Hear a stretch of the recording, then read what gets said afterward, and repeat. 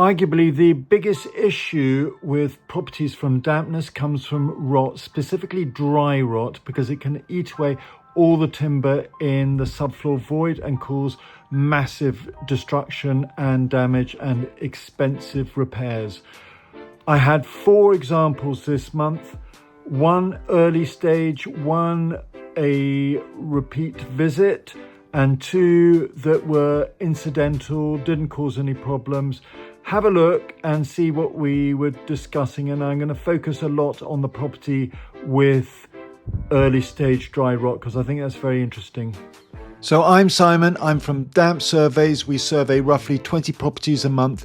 I'll start with property number 1. So the first one was a Victorian semi-detached. There was an extension at the end, new build extension you can see with the thermal image. And it was to do with water getting in almost certainly through condensation and causing heat loss. Second one is a Victorian semi-detached, and they had recommended damp proofing treatment. In fact, that would have made it worse. There was heat loss around the subfloor ventilation, causing increased surface relative humidity from excess vapour because of insufficient ventilation. The next one was a lower ground floor flat where it had been tenanted. There was insufficient ventilation specifically from the bathroom. The next one was a semi-detached house where there's high subfloor relative humidity, 88%, which is not off the scale, but and there's pipe work going in the subfloor. There's a bit of overflowing water going into the back, but the specific issue is the decking. Decking is trapping water, and there seems to be a crack in the subfloor pipe, so that's causing water to get into the subfloor, causing high surface relative humidity in the subfloor, causing rising damp-like symptoms. The next one was penetration damp. When you've got a brown stain, you're almost certain that that is coming through a wall from penetrating damp. You can see the dampness on the outside. There's also an issue in that it was an old chimney breast, and chimney breasts cause heat loss, increasing the surface relative humidity, increasing the risk of condensation and mould. The next property is Edwardian, the neighbour. So this is the one where there's dry rot, early stage. It's very interesting. You don't normally see early stage dry rot. It normally causes cuboidal cracking, as you'll see later on, but it starts with the cracking on the along the grain. So the neighbour has rot in their subfloor in their extension. It's a derelict property, and what was happening is dry rot strands were coming in from the neighbour's side through bricks, and I've never seen this before. It's fascinating to see it, obviously not from the owner's point of view. These bricks have been left up against the back wall where you're getting the dry rot on the inside, and that was stopping you weren't getting sufficient airflow, and also the dry rot was going through essentially from the neighbours. Next property has got brown staining. You know that brown staining is because water's coming through building material, and in this case it's penetrating damp, so it's from rainwater coming through the outside. And there's a specific issue with the old zinc roof, that it's very old and water is getting in through the gaps, and also there's likely to be interstitial condensation, so condensation forming within the roof. Next property, Victorian, a 1-bedroom flat. It's been damp proofed. Damp proofing reduces the absorption of vapour, increases the risk of condensation and mould, and here it's made worse by insufficient ventilation. Next property is a rental property. There is an air brick that's been put in, but it's closed off, so this creates heat loss in the corner. It's also going to be cold because you've got it's on the north side, and in addition there's no insufficient ventilation.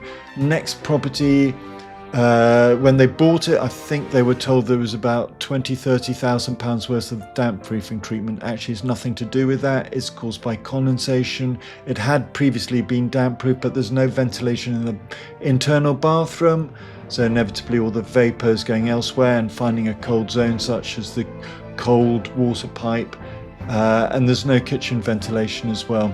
So very simple solution to that, just put in ventilation. In this one we've got the cuboidal cracking, so that's a sign of past dry rot along the skirting board, and it would be caused by the water condensing on the cold water pipe, and then any source of water has a potential for causing dry rot. Next property, they've had lots of damp detectors in, and here we've got dampness on an internal wall. These are coming from hygroscopic salts, but the hygroscopic salts, and you can see the hygroscopic salts on the outside, the hygroscopic salts themselves have been released by something, and there's high humidity in the subfloor void, so there's 99% relative humidity. What happens is the water condenses above the damp-proof course. It causes rising damp-like symptoms. It's from a leak. Next property is tenanted lower ground floors, so you can see the hygroscopic salts there. There's also condensation and mould, and this is from insufficient ventilation, drying clothes inside without dehumidifiers, and water forming on the cold pipe. Again, we've got dry rot. That cracked skirting board is a sign of dry rot. Next property has dampness on an a party wall. So I saw both sides of the party wall. The subfloor is 75, so it's on the high side, but it's not off the scale. This is on the other side of the party wall, so this is part of an extension, and this is literally the other side on the internal side of the party wall, and it's damp there as well. Now, if you look in the middle between the two properties, there's an old chimney breast, and that will have a void inside, and that will cause heat loss, increasing the risk of condensation. There's dampness elsewhere that looks like condensation, and normally you get more than one zone of condensation. Next property, we've got dampness on an internal wall. This has been damp proofed in the past, and in fact the dampness is forming above the zone that have been damp proofed. And part of the issue with damp proofing is that it hides the problem, it doesn't deal with the root cause. There's also high humidity in the subfloor void. Again, it's not off the scale, so this is at 85%, so it's on the high side, but it's not off the scale. But it suggests, or there is a risk of leak. But we looked at the data loggers, and there was clearly way too much vapour in the property, so that's the starting point.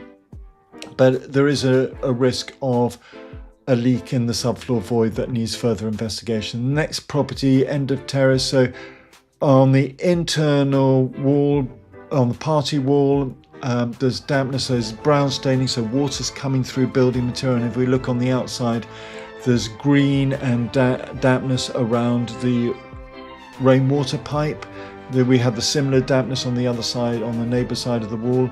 It's been damp proofed, but damp proofing does not solve the problem. It just attempts to hide it.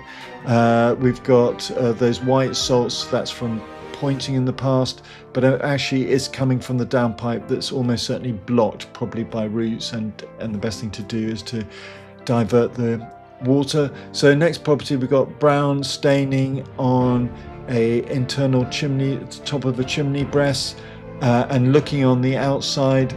So these are images that I was shown from the buyer survey, and then I had a look myself.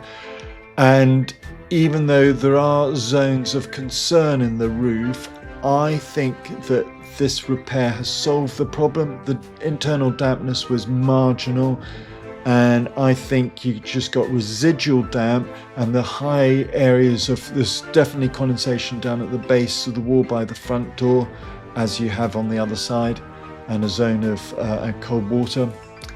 So there's condensation, so it could just be condensation and residual damp.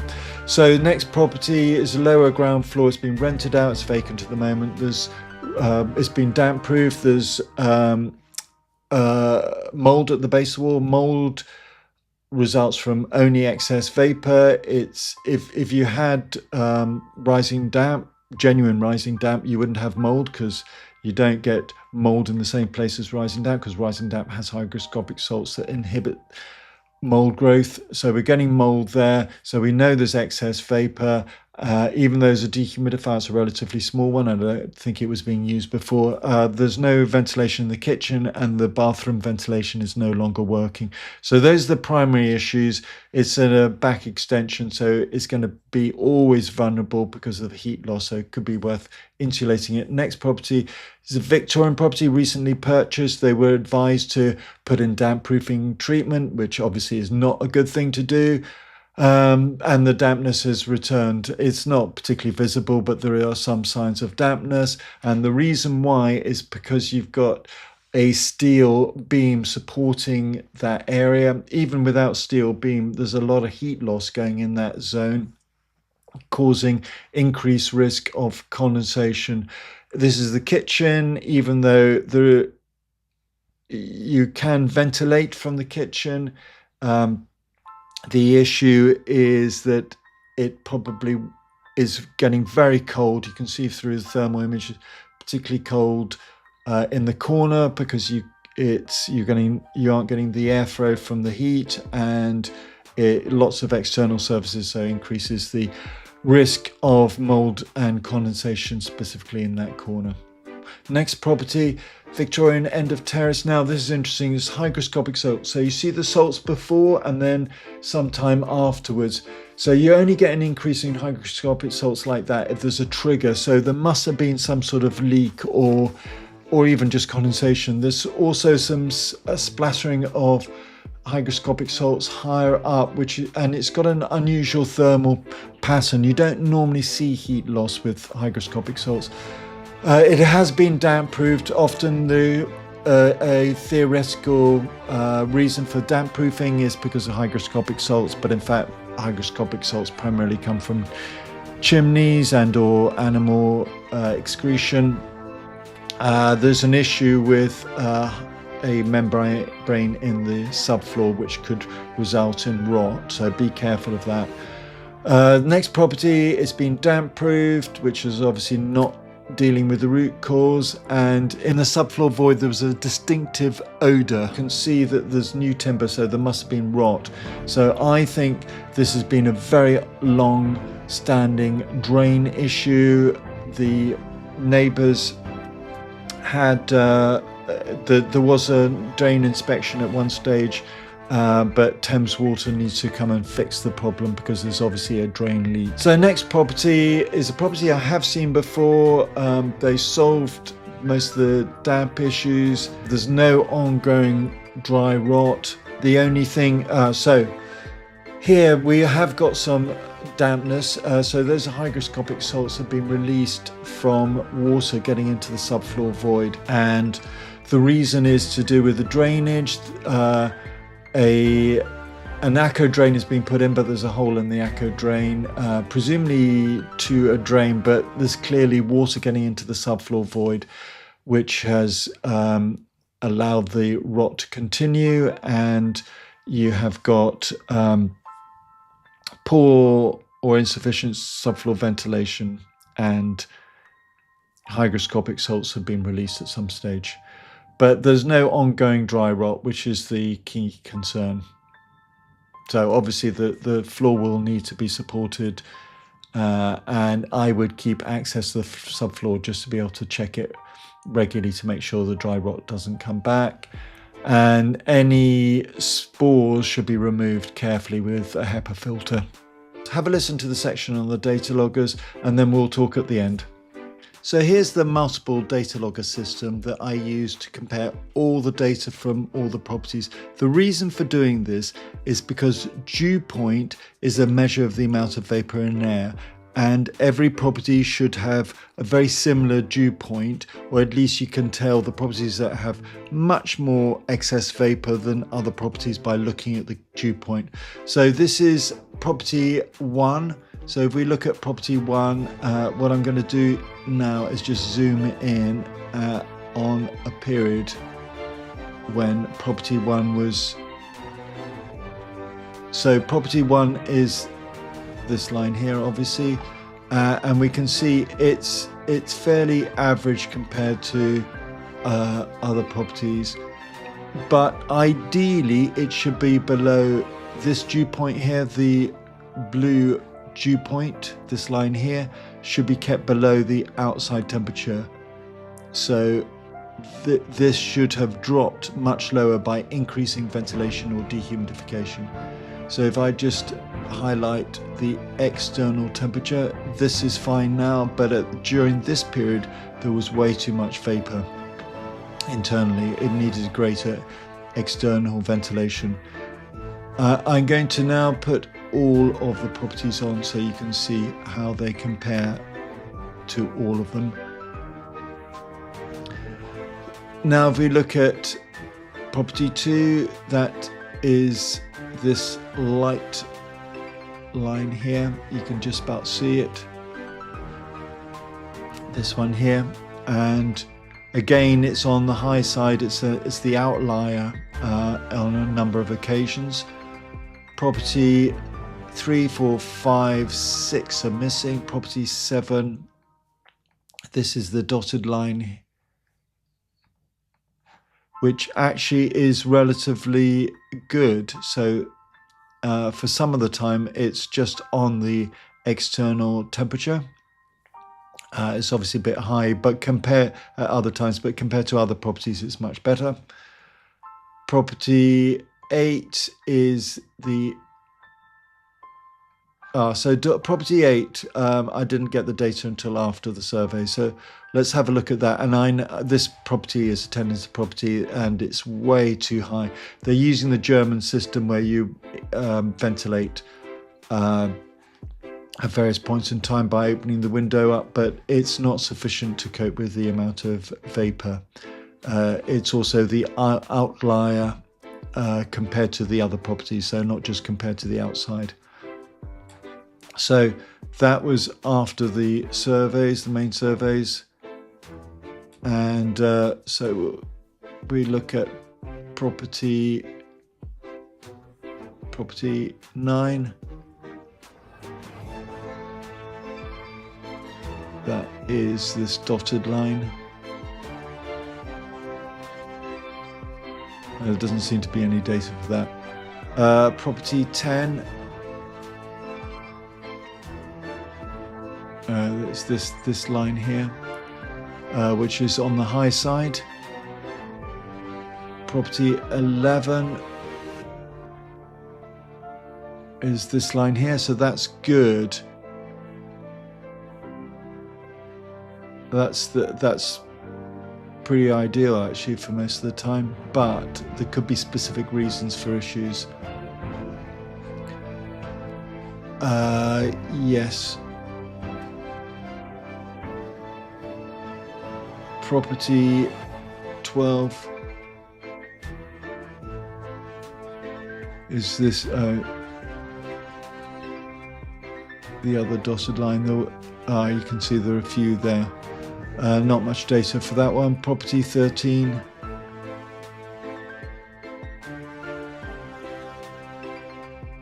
That's this one here. Very high at times, about average other times. Property 14 is this one here. Again, high at times, average at other times. 15 is good, and it suggests that it's open to the outside. I can actually see which property 15 is. Oh yeah, so that didn't particularly have that was the external drainage, downpipe. Property 16 is high. Property 17 is insufficient data. Oh, I wasn't doing it. Oh, so property 17 is good. It's just, oh yeah, so it's vacant, but it had been, it did have a lot of damp issues from condensation previously. Property 19 is this one here, so that's good. That's the one that was damp proofed unnecessarily, and we have more data. So ideally you keep the dew point lower by increasing ventilation and dehumidification, but it's certainly obviously a lot better than this property, the rented property. Property 19, that's the one we just did, and then property 20. So the takeaway is twofold. One, this time of year you have a risk of condensation because at night it can get very cold, high vapor levels during the day. When you open the windows, it gets cold at night, so you need to run a dehumidifier or have ventilation. In addition, don't get damp proofing because it will mask, hide the dampness in the subfloor, and you could end up with dry rot. Dry rot is extremely damaging, very fast acting, and will cost a lot more to solve than damp proofing treatment would ever cost. And in fact, damp proofing treatment causes more problems than it solves.